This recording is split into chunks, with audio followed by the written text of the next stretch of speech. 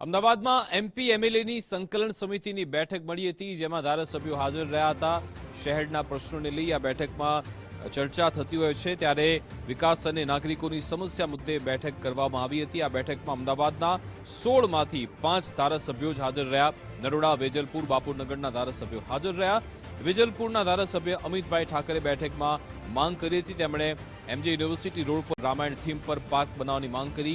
સરકારી શાળાની આસપાસ રમતના મેદાન બનાવવાની પણ માંગ થઈ।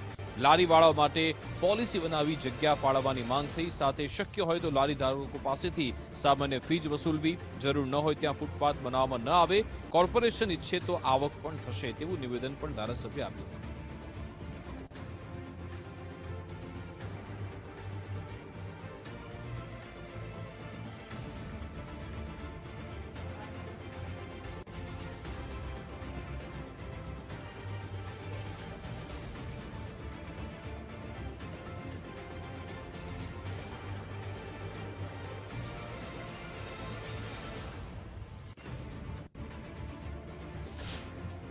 એક તો મારા જે એલજે યુનિવર્સિટી વાળો રોડ છે એને મારી માંગણીથી રામપથ નામ આપવામાં આવ્યું હતું। એના ઉપર આવેલું કણજાઈ તળાવ છે, આના ઉપર રામાયણ થીમ પાર્કની માંગણી મેં કરી છે કે રામાયણના થીમ ઉપર એક પાર્કનું નિર્માણ થાય। જેટલી બી મારા એરિયાની મ્યુનિસિપલ સ્કૂલો છે એની આજુબાજુમાં મેં એક સર્વે કરીને અધિકારીઓને આપ્યું છે।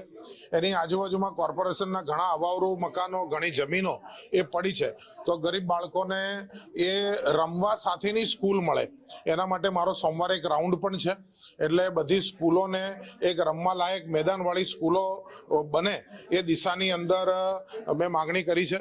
પ્રજાજનો અને લારીવાળા મિત્રોની લડાઈ ના થાય એના માટે એક લારી પોલિસી બનાવી અને ચોક્કસ સ્થળોએ લારી ક્યાં ઊભી રાખવી એના માટેના સ્પોટ નક્કી કરી, જરૂર પડે તો લારીવાળા સામેથી પણ એમને કોઈ 1000 રૂપિયા કે 2000 રૂપિયા મહિને જો ભાડું કોર્પોરેશન લે તો એ લોકો સામેથી આપવા તૈયાર થશે।